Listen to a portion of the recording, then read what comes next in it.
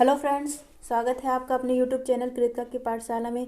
दोस्तों, आज हम लोग जो सीटेट में आपका पेडोगॉजी का क्वेश्चन बनता है 15 नंबर का, भाषा फर्स्ट से 15 नंबर का और भाषा सेकंड से 15 नंबर का, टोटल कितना 30 नंबर का। और ये भी आपका पेपर फर्स्ट में, किसमें? पेपर फर्स्ट में। तो आपका सीटेट में कुल 9 टॉपिक दिए गए हैं। भाषा विकास का जो शिक्षा शास्त्र का क्वेश्चन है उसके कुल 9 टॉपिक दिए हैं। तो आज हम लोग 9 टॉपिक को देखेंगे, इस टॉपिक में क्या चीज़ है, उसी से आपका क्या बनता है, क्वेश्चंस बनते हैं। भाषा फर्स्ट से 15 नंबर का और भाषा सेकंड से 15 नंबर का। तो टोटल आपका कितने नंबर का हुआ? 30 नंबर का हुआ। आपका सीटेट पेडोगॉजी में इसी 9 टॉपिकों में से क्वेश्चंस बनते हैं। तो आपका पहला टॉपिक क्या है? अधिगम एवं अर्जन। पहला टॉपिक का नाम है अधिगम एवं अर्जन। दूसरे टॉपिक का नाम है भाषा शिक्षण के सिद्धांत। दूसरा टॉपिक क्या है? भाषा शिक्षण के सिद्धांत। ये सारा आपका सीटेट का जो सिलेबस दिया है पेपर 1 का, भाषा विकास का शिक्षा शास्त्र, वही है सिलेबस। उसी का वही टॉपिक्स हम लोग क्या करेंगे, आज पढ़ेंगे। नेक्स्ट आपका तीसरा टॉपिक है सुनना व बोलना की भूमिका। बच्चे इसका प्रयोग उपकरण के रूप में कैसे करेंगे? मतलब सुनना व बोलना की भूमिका और बच्चे इसका प्रयोग उपकरण के रूप में कैसे करेंगे। चौथा टॉपिक आपका है मौखिक और लिखित रूप में विचारों के संप्रेषण के लिए भाषा सीखने में व्याकरण की भूमिका का समालोचनात्मक परिप्रेक्ष्य। फिर पाँचवा आपका टॉपिक है विभिन्नता वाली कक्षा में भाषा शिक्षण की चुनौतियाँ, कठिनाइयाँ, गलतियाँ व अव्यवस्थाएं। जो विभिन्नता वाली कक्षा मतलब एक क्लास में कई तरह के बच्चे आते हैं ना, तो वहाँ पे क्या क्या चुनौतियाँ आ सकती हैं, क्या क्या कठिनाइयाँ आ सकती है, क्या गलतियाँ हो सकती है, क्या अव्यवस्थाएं। तो ये टॉपिक आपका 5 है। फिर आपका टॉपिक 6 में क्या है? भाषा के कौशल। भाषा के कौशल हमारे 4 हैं: सुनना, बोलना, पढ़ना, लिखना, जिसे हम लोग क्या कहते हैं, सुबोपली। फिर आपका नेक्स्ट कौन सा है? नेक्स्ट आपका देखिए कौन सा है। फिर आपका 7वां टॉपिक है भाषा की समझ व कुशलता का मूल्यांकन। भाषा की समझ मतलब भाषा आपके कितने हैं, भाषा के कौशल कितने हैं? 4 हैं, सुबोपली, उसको हम लोग कहते हैं। तो भाषा की समझ और कुशलता का मूल्यांकन हम लोग टॉपिक 7 में देखेंगे। टॉपिक 8 में आपका क्या है? शिक्षण अधिगम सामग्री, पाठ्य पुस्तकें, मल्टीमीडिया स्रोत और कक्षा के बहुबोली स्रोत। ये हम लोग किसमें पढ़ेंगे, देखेंगे? टॉपिक 8 में। और टॉपिक 9 आपका क्या है? उपचारात्मक शिक्षण। अब हम लोग पहला टॉपिक देखते हैं। तो दोस्तों, हम लोग का पहला टॉपिक क्या था? अधिगम एवं अर्जन। अधिगम और अर्जन था पहला टॉपिक। हम लोग क्या देख रहे हैं? भाषा विकास का शिक्षा शास्त्र। तो पहला टॉपिक है आपका अधिगम और अर्जन। अब सबसे पहले हम लोग को पता होना चाहिए कि भाषा किसे कहते हैं। तो भाषा किसे कहते हैं? स्वयं के भाव और विचारों को व्यक्त करना व दूसरों के भाव और विचारों को समझने का माध्यम आपका क्या कहलाता है? भाषा कहलाता है। माध्यम कहें या साधन कहें, मतलब स्वयं के अपने मतलब जो हम लोग के भाव और विचार होते हैं उसको हम लोग कैसे व्यक्त करते हैं, और जो दूसरों के भाव और विचार होते हैं उसको हम लोग कैसे समझते हैं, यही जो माध्यम होता है वह क्या कहलाता है? आपका भाषा कहलाता है। भाषा आपका एक संप्रेषण का साधन भी है, मतलब बातचीत करने का साधन है भाषा आपका। नेक्स्ट आपका क्या है? भाषा के प्रकार। भाषा के कितने प्रकार है? भाषा के 3 प्रकार है। एक मौखिक है, फिर लिखित है, फिर सांकेतिक। मौखिक मीन्स मतलब बोलकर, हम लोग जो भाषा को बोलकर भाव और विचार को व्यक्त करते हैं वो आपका मौखिक कहलाता है। लिखित हम लोग लिख कर जो भाषा को एक दूसरे के माध्यम से पहुंचाते हैं, लिखित हो गया। सांकेतिक संकेत देकर। तो भाषा के 3 प्रकार होते हैं, मौखिक, लिखित और सांकेतिक। अब सबसे पहले फिर क्वेश्चन आता है कि हम लोग भाषा कैसे सीखते हैं, ये भी देखते हैं हम लोग। भाषा कैसे सीखते हैं, ये क्या है? भाषा कैसे सीखते हैं। अब सबसे पहले आप लोग सोचिए कि हमने अपनी मातृभाषा कैसे सीखी। हमने अपनी मातृभाषा कैसे सीखी? हम लोग जन्म से ही हम लोग जिस वातावरण में रहते हैं, जैसी वहाँ की बोली रहती है, जैसी भाषा रहती है, वही तो सुन सुन के हम लोग सीखते हैं। भाषा का से सीधा संपर्क हमारा होता है, मतलब वातावरण जैसा मिलता है हम लोग कोई भी भाषा सीख सकते हैं। अगर हमारा वातावरण वहाँ सब लोग इंग्लिश बोले तो हम लोग इंग्लिश ही बोलना सीखेंगे। कैसे? विदेश के लोग इंग्लिश ही बोलते हैं, वहाँ के बच्चे। तो हम लोग का वातावरण हिंदी है, तो हम लोग जो सुनते हैं हम लोग वैसा ही बोलते हैं। अनुकरण करते हैं, बार बार भाषा का क्या करते हैं? अनुकरण करते हैं। फिर उसकी पुनरावृत्ति करते हैं, मतलब बार बार उसको क्या करते हैं? दोहराते हैं। मतलब हम लोग कोई भी भाषा सीखते हैं तो उसका क्या करते हैं? बार बार अनुकरण करते हैं, फिर उसको बार बार दोहराते हैं, पुनरावृत्ति करते हैं। फिर जो अभिप्रेरणा मिलती है, अगर हम कोई लोग जब छोटे रहते हैं तो कोई चीज़ अगर हम बोल दें, मम्मा बोल दें या पापा बोल दें, तो सब लोग क्या कहते हैं? हम लोग क्या कहते हैं? वाह बेटा मम्मा बोला, क्या बोला बाबू? मम्मा बोला। तो इससे क्या वो हम लोग को अभिप्रेरणा मिलती है, जिससे हम वो शब्द बोलने का और ज़्यादा से ज़्यादा प्रयास करते हैं। तो अभिप्रेरणा मिलती है, हम लोग को प्रोत्साहन मिलती है, जिससे हम लोग भाषा बहुत जल्दी से सीख लेते हैं। तो ये आपके 3 घटक भी हैं भाषा सीखने सीखने के 3 घटक कौन कौन से हैं? भाषा से सीधा संपर्क है, फिर अनुकरण व पुनरावृत्ति है, फिर अभिप्रेरणा व प्रोत्साहन। ये आपका भाषा के 3 घटक हैं। जो भाषा से सीधा संपर्क है इसको प्रत्यक्ष विधि भी कहते हैं। मतलब भाषा समृद्ध वातावरण में दी जाती है। जो भाषा है आपका वो कहाँ दी जाती है? समृद्ध वातावरण में दी जाती है। इसलिए कहा जाता है कि हम लोग ने जैसे भी मातृभाषा सीखी वैसे कोई भी भाषा हम लोग सीख सकते हैं, लेकिन हम लोग को जन्म से ही हम लोग को जिस वातावरण में रखा जाएगा हम लोग वैसे ही भाषा सीखेंगे। कोई बच्चा भोजपुरी बोलता है, कोई बच्चा खड़ी हिंदी बोलता है, कोई बच्चा इंग्लिश में बोलना शुरू कर देता है, तो उसको वैसा ही वातावरण मिलता है जन्म से ही। वहाँ के उसके मम्मी पापा दादा दादी जो भी साथ में रहते हैं सब लोग उसी तरह बात करते हैं, तो बच्चा वही बार बार सुनता है, उसको बार बार दोहराता है, और जो भी कुछ बोलता है तो उसको क्या मतलब सब लोग कहते हैं अच्छा बेटा ये बोला और बोलो, तो ऐसे क्या मतलब प्रोत्साहन मिलता है, तो जिससे बच्चा वो भाषा सीख जाता है। इसी तरह हम लोग क्या करते हैं? भाषा सीख जाते हैं। इसीलिए हम लोग कोई भी भाषा सीख सकते हैं, चाहे वो हिंदी हो, इंग्लिश हो, तेलुगु, कोई भी भाषा, लेकिन हम लोग को वैसा ही वातावरण मिलना चाहिए। अब नेक्स्ट आपका आएगा कि भाषा ज्ञान आधारित होती है या कौशल आधारित। जो भाषा है वो आपका ज्ञान आधारित है या कौशल आधारित। अभी हम लोगों ने ऊपर देखा भाषा आपका क्या होती है? कौशल आधारित। भाषा आपकी 4 प्रकार की होती है, सुनना, बोलना, पढ़ना, लिखना, जिसे क्या कहते हैं? सुबोपली भी कहते हैं। और बच्चे जब बोल बोल के सीखते हैं तो उनको ज़्यादा समझ में आता है, इसलिए कहा जाता है बच्चे को मतलब बोलने का अवसर दिया जाए, उनको टोका टाकी नहीं करना चाहिए। मतलब सीखने की प्रक्रिया अगर टोका टाकी किए तो उनको कष्ट होगा सीखने की प्रक्रिया में, तो वो मतलब वो चीज़ भाषा सीख नहीं पाएंगे। इसीलिए उनको जो बोले उनको सुनना चाहिए। अगर गलत बोल रहे हैं तब भी उसको सहजता से मानक भाषा से जोड़ना चाहिए। किसमें? सहजता से मानक भाषा में जोड़ना चाहिए। जैसे कोई बच्चा अपने क्लास में जाए और कहे, और टीचर पढ़ा रही है, बच्चा कहे अपने आज हम तो ऊख चुके लिए, कैसे कह दे? आज तो हम ऊख चुके ली। तब टीचर कहे अच्छा आज तुम गन्ने का जूस पी के आए हो, मतलब वो ये भी जान जाएगा कि ऊख को क्या कहते हैं? गन्ना भी कहते हैं। तो इसको सहजता से इसको क्या मानक भाषा से जोड़ना चाहिए। यहाँ बच्चे को डांटने नहीं लगना चाहिए कि ये ऊख क्या होता है, ऐसे नहीं, इसको ऐसे मतलब इसको सहजता से मानक भाषा से जोड़ना चाहिए। फिर नेक्स्ट आपका क्या है? नेक्स्ट प्लेटो जी हैं, ये कहते हैं कि भाषाएं आपस में बातें करती हैं। जो भाषाएं हैं ये आपस में बातें करती हैं। कि कौन का है? ये प्लेटो का है, भाषाएं आपस में बातें करती हैं।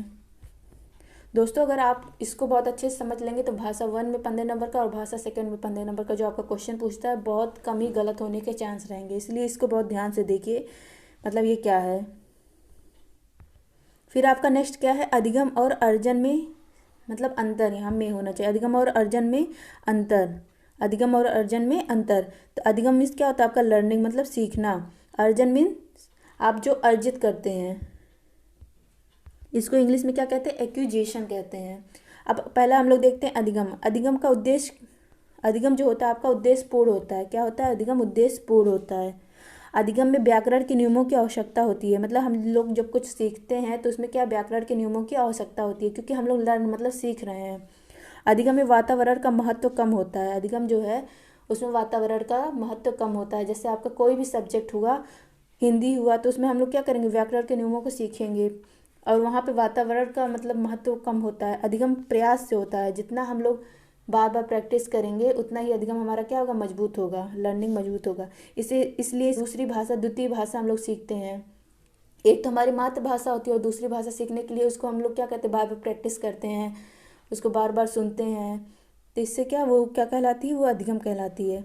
अब अर्जन क्या कहलाता है? अर्जन उद्देश्यपूर्ण नहीं होता। अर्जन क्या है आपका? उद्देश्यपूर्ण नहीं होता। जैसे हम लोग अपनी मातृभाषा सीखें तो ये हमको पता है कि हमने इसको क्यों सीखा, तो ये अर्जन किए, हम लोग क्या किए? अर्जन किए। ये कोई उद्देश्यपूर्ण नहीं होता है। फिर दूसरा है आपका अर्जन में व्याकरण के नियमों की आवश्यकता नहीं है। हम लोग जो मातृभाषा अपना सीखते हैं क्या उसमें व्याकरण याद करते हैं? व्याकरण के नियम याद करते हैं? नहीं ना। तो अर्जन में व्याकरण के नियमों की आवश्यकता नहीं होती। अर्जन में वातावरण महत्वपूर्ण होता है। अर्जन में वातावरण इसलिए महत्वपूर्ण होता है कि हमको जैसा वातावरण मिलता है हम लोग वैसा ही अर्जन करते हैं। अर्जन सहज और स्वाभाविक होता है। जो अर्जन है आपका वो कैसा होता है? सहज और स्वाभाविक होता है। जैसे आपका क्या? मातृभाषा। तो यह अर्जन और अधिगम में क्या है? अंतर है। मतलब अधिगम आपका उद्देश्यपूर्ण होता है और अर्जन उद्देश्यपूर्ण नहीं होता है।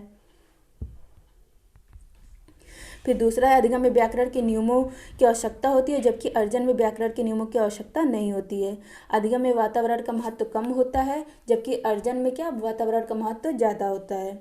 अधिगम प्रयास से होता है, जबकि अर्जन आपका सहज और स्वाभाविक होता है। जैसे आपका द्वितीय भाषा क्या है, अधिगम है, और आपका मातृभाषा क्या है, अर्जन है। इसको हम लोग ने जैसा वातावरण मिला हम लोगों ने उसको सीख लिया। नेक्स्ट देखते हैं हम लोग। फिर दूसरा टॉपिक आपका कौन सा है दोस्तों? दूसरा टॉपिक आपका है भाषा शिक्षण के सिद्धांत। दूसरा टॉपिक आपका कौन सा है? भाषा शिक्षण के सिद्धांत। अब इसमें हम लोग देखते हैं, एक बार में एक ही विषय वस्तु को पढ़ाएं, मतलब कोई भी सब्जेक्ट आप लोग पढ़ाएं तो एक बार में एक ही विषय वस्तु को पढ़ाएं और करके सीखने को ज़्यादा से ज़्यादा अवसर दें। बच्चों को करके सीखने का ज़्यादा से ज़्यादा अवसर दिया जाए, क्योंकि भाषा जो आपका है सीखना वो क्या एक कौशल है, तो जितना बच्चों को करके सीखने का अवसर मिलेगा बच्चे उतना ज़्यादा सीखेंगे।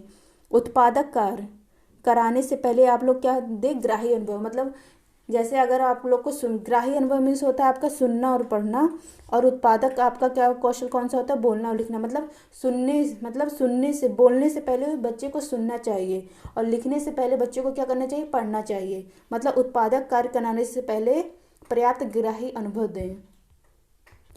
जैसे जो आपका मस्तिष्क है ये सबसे पहले क्या कर देगा, ग्राही कौशल को अनुभव करेगा, तभी क्या करेगा, अभिव्यक्त करेगा अपना, मतलब अभिव्यक्तात्मक कौशल को व्यक्त करेगा। क्योंकि जब बच्चा सुनेगा तभी तो बोलेगा।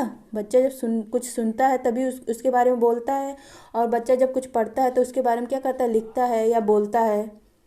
इसीलिए सबसे पहले ग्राही कौशल देना चाहिए, उसके बाद क्या करना चाहिए, उत्पादक कौशल देना चाहिए। ग्राही कौशल आपका कौन कौन सा है, सुनना और पढ़ना है। क्या है, सुनना और पढ़ना। और आपका उत्पादक कौशल या कहें अभिव्यक्तात्मक कौशल कौन सा है, बोलना और लिखना है।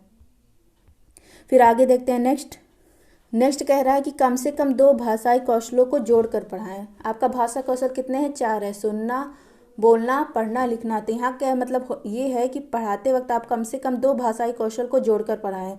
मतलब या तो सुनना और लिखना एक साथ पढ़ाएं या बोलना पढ़ना, मतलब 2 भाषाई कौशल को जोड़कर पढ़ाएं। और बोलने से पहले सुने, मतलब बोलने से पहले सुने, और लिखने से पहले क्या करें, पढ़ें, और पढ़ने से पहले क्या करें, बोलें। मतलब 2 भाषाई कौशलों को जोड़ के पढ़ाएं। फिर आपका क्या कर रहा है, समय आंतरित, नियंत्रित व अर्थपूर्ण पुनरावृत्ति कराएं। मतलब समय समय पर, मतलब ये नहीं कि लगातार ही सब पढ़ा दें, कुछ कुछ टाइम पे पढ़ाएं और बार बार उसका मतलब अर्थ सही से बताएं और बार बार उसको क्या करें, रिपीट करें। तो इससे बच्चे को सीखने में बहुत मदद मिलेगी। और वही जांचे जो पढ़ाया गया, ऐसा कुछ ना जांचे कि आप वो पढ़ाए नहीं और बच्चे से पूछे, तो मतलब जो पढ़ाए वही पूछें, वही जांचे। ये टॉपिक आपका कौन सा था, तो दूसरा टॉपिक था भाषा शिक्षण के सिद्धांत। भाषा शिक्षण के सिद्धांत यही कहता है कि मतलब कम से कम 2 भाषाई कौशलों को जोड़ के पढ़ाएं और बच्चों को करके सीखने के ज़्यादा से ज़्यादा अवसर दें, और एक बार में एक ही विषय वस्तु को पढ़ाएं, और जो पढ़ाएं वही जांचें, ये नहीं कि जो नहीं पढ़ाएं उसको जांचें। तो ये क्या कहता है, ये आपका भाषा शिक्षण के सिद्धांत है। अब नेक्स्ट टॉपिक आपका तीसरा कौन सा है? तीसरा टॉपिक आपका क्या कह रहा है, सुनना बोलना की भूमिका, मतलब सुनना और बोलना की भूमिका, भाषा के कार्य और बच्चे इसका प्रयोग उपकरण के रूप में कैसे करते हैं। सुनना बोलना की भूमिका को देखना है, भाषा के कार्य को देखना, और बच्चे इसका प्रयोग उपकरण के रूप में कैसे करते हैं, ये हम लोग तीसरे टॉपिक में देखेंगे। तो चलिए देखते हैं। सबसे पहले आप लोग को जानना चाहिए कि सुनना क्या है, मतलब सुनना किसे कहते हैं। तो किसी भाषा को सुनकर समझना आपका क्या कहलाता है, सुनना कौशल कहलाता है। मतलब किसी भाषा को सुनकर जब हम लोग समझ जाते हैं वो आपका क्या कहलाता है, सुनना कौशल कहलाता है। और सुनना कौशल के घटक कौन कौन से हैं, तो सुनना कौशल के 3 घटक है, ध्वनि विभेदीकरण और सुनने का विस्तार, और तीसरा सुनकर समझना। मतलब सुनना कौशल के 3 घटक हैं। पहला है आपका ध्वनि विभेदीकरण। ध्वनि विभेदीकरण मीन्स ये होता है, जैसे एग्जाम्पल है रोको, फिर आपका कामा लगा है मत जाने दो। मतलब यहाँ क्या कह रहा है, रोको मतलब उसको रोक लो, मत जाने दो। और दूसरा यही कहा जाए, रोको मत जाने दो, मतलब रोको मत, उसको क्या करो, जाने दो। तो यहाँ पे ध्वनि का अंतर है ना, ध्वनि विभेदीकरण है। तो ये आपका सुनना के घटक हैं। फिर दूसरा आपका घटक कौन सा, सुनने का विस्तार। दूसरा घटक है सुनने का विस्तार। जैसे सबके सुनने का जो वो होता है क्षमता होती है अलग अलग होती है, कोई तेज सुनता है, कोई धीरे से बोलो तब भी सुन लेता है। तो वही सुनने का विस्तार, मतलब सुनने की क्षमता सबकी अलग अलग होती है। फिर तीसरा घटक आपका क्या है, सुनकर समझना। सुनकर समझना मतलब उस भाषा को सुनकर जो हम लोग समझ लेते हैं कोई भी भाषा, तो वो तीसरा घटक क्या है, सुनने का घटक है, सुनकर समझना। तो सुनना के 3 घटक है, ध्वनि विभेदीकरण, दूसरा है सुनने का विस्तार, और तीसरा सुनकर समझना। अगर आप लोग से दोस्तों पूछा जाए कि सुनना कौशल क्यों आवश्यक है, पूछा जाए सुनना कौशल क्यों आवश्यक है, तब देखिए जिससे दूसरों के भाव और विचारों को समझ सकें। सुनना कौशल इसलिए आवश्यक है कि कोई दूसरा अगर हम लोग से कुछ कहे तो उसके भाव और विचारों को हम लोग क्या कर सकें, समझ सके, इसलिए सुनना कौशल आवश्यक है। मतलब कुशल वक्ता बनने के लिए भी सुनना कौशल आवश्यक है। कुशल वक्ता बनने के लिए भी सुनना कौशल क्या है, जब हम कुछ सुनेंगे तभी तो उसके बारे में बोल सकते हैं, तो इसलिए सुनना कौशल क्या है, आपका आवश्यक है। अब फिर कह रहा है कि सुनना कौशल का विकास कैसे करें, जो सुनना कौशल है उसका विकास कैसे करें, तो ज़्यादा से ज़्यादा सुनने के अवसर उपलब्ध कराएं। बच्चों को अगर ज़्यादा से ज़्यादा सुनने के अवसर उपलब्ध कराएंगे, या कोई बच्चा जितना ज़्यादा सुनेगा तो वो उतना ज़्यादा क्या करेगा, ग्रहण करेगा, भाषाओं को ग्रहण करेगा। इसलिए ज़्यादा से ज़्यादा सुनने के क्या करें, अवसर उपलब्ध कराएं। इससे सुनने कौशल का विकास होगा। क्या होगा, विकास होगा। अब नेक्स्ट आपका क्या आता है, नेक्स्ट आता है आपका बोलना कौशल। नेक्स्ट कौन सा आता है, बोलना कौशल। बोलना कौशल क्या है, तो विभिन्न संदर्भों में बोलकर भाव और विचारों को व्यक्त करना आपका क्या कहलाता है, बोलना कौशल कहलाता है। मतलब विभिन्न संदर्भ में बोलकर भाव और विचारों को व्यक्त करना आपका क्या कहलाता है, बोलना कौशल कहलाता है। और बोलना कौशल के घटक कितने हैं, बोलना कौशल के घटक जैसे आपका शब्द भंडार है, मौखिक अभिव्यक्ति है। शब्द भंडार मतलब वर्ड पावर, आपका जितना वर्ड पावर ज़्यादा होगा उतने आपका बोलने का मतलब जो भाव और विचारों को व्यक्त करने की क्षमता अधिक होगी। फिर आपका आता है मौखिक अभिव्यक्ति, मतलब हम अपने मुंह से, अपने हाव भाव से क्या मतलब व्यक्त कर सकते हैं दूसरों को, ये आपका क्या है, मौखिक अभिव्यक्ति है। मतलब बोलना कौशल के दो घटक हैं, शब्द भंडार और मौखिक अभिव्यक्ति। फिर आपका नेक्स्ट आता है बोलना कौशल क्यों सिखाएं। बोलना कौशल क्यों सिखाएं, बोलना कौशल इसलिए सिखाया जाता है क्योंकि जीवन के विभिन्न क्षेत्रों में व्यवहार, मतलब विभिन्न क्षेत्रों में हम लोग को व्यवहार के लिए बोलना कौशल सीखना बहुत ज़रूरी है। स्वयं के भाव और विचारों को व्यक्त करने के लिए बोलना कौशल बहुत आवश्यक है। जीवन साधने के लिए बोलना कौशल बहुत आवश्यक है। जब बोलने की हमारे पास क्या रहेगी, क्षमता रहेगी, तो हम क्या करेंगे, स्वयं के भाव और विचारों को व्यक्त कर सकते हैं। जीवन को साधने के लिए भी इसकी आवश्यकता पड़ती है। जीवन के विभिन्न क्षेत्रों में व्यवहार के लिए इसकी आवश्यकता पड़ती है। और बोलना कौशल का विकास कैसे करें, अगर आप लोग से पूछे बोलने कौशल, तो ज़्यादा से ज़्यादा बोलने का अवसर दिया जाए। मतलब विभिन्न संदर्भों में ज़्यादा से ज़्यादा जब बोलने का अवसर दिया जाएगा तो बोलने कौशल का क्या होगा, विकास होगा। भूमिका निर्वाह, रोल प्ले, कोई भी मतलब जैसे आर्टिस्ट होते हैं, रोल प्ले करते हैं, तो ज़्यादा से ज़्यादा उन लोग को क्या, उसके भाव और विचारों को समझने का मौका मिलेगा। तो मतलब रोल प्ले करने का करें, एकांकी स्वस्वर का वाचन करें, ये सब क्या है, इससे बोलने कौशल का विकास होगा। मतलब ज़्यादा से ज़्यादा बोलने के अवसर मिलेंगे। फिर आपके एक शिक्षा शास्त्री हैं, वो कहते हैं कि भाषा जीवन को क्या करती है, साधती है। भाषा जीवन को साधती है। ये एक शिक्षा शास्त्री हैं जो कहते हैं भाषा जीवन को साधती है। अब हम लोग देखते हैं भाषा के कार्य। भाषा के कार्य, पहला है आपका संप्रेषण का साधन है। भाषा क्या है, आपका संप्रेषण का साधन है, मतलब बातचीत करने का साधन है। विचारों की अभिव्यक्ति है, मतलब हम अपने विचार को अभिव्यक्त करते हैं। ये सब क्या है, भाषा के कार्य हैं। चिंतन का साधन है, हम लोग जब सोचते हैं तब भी हमारे मन में क्या आता है, भाषा ही तो आता है। संप्रत्यय का साधन है, अवधारणा निर्माण, संकल्पना निर्माण, मतलब कोई चीज़ अगर हमको पहचानना, कोई चीज़ बताना होता है तब भी हमारे मन में भाषा आता है, बिना भाषा के कुछ होता है नहीं। तो मतलब ये सब क्या है, आपके भाषा के कार्य हैं। फिर आपका समस्या या समाधान, चाहे समस्या हो या समाधान, सब जगह आपका भाषा, बिना भाषा के आप समस्या बता सकते हैं या बिना भाषा के आप समस्या का समाधान कर सकते हैं किसी को बता के, नहीं। सब जगह आवश्यकताओं की पूर्ति के लिए भी हम लोग अपनी भाषा का ही प्रयोग करते हैं।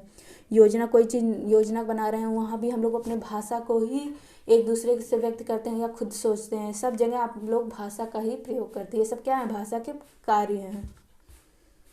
फिर नेक्स्ट आपका आता है कौन सा, कार्यों को दिशा देना। कार्यों को दिशा देने के लिए भी हम लोग भाषा का प्रयोग करते हैं। समाज में समायोजन करने के लिए भी हम लोग क्या करते हैं, भाषा का ही प्रयोग करते हैं।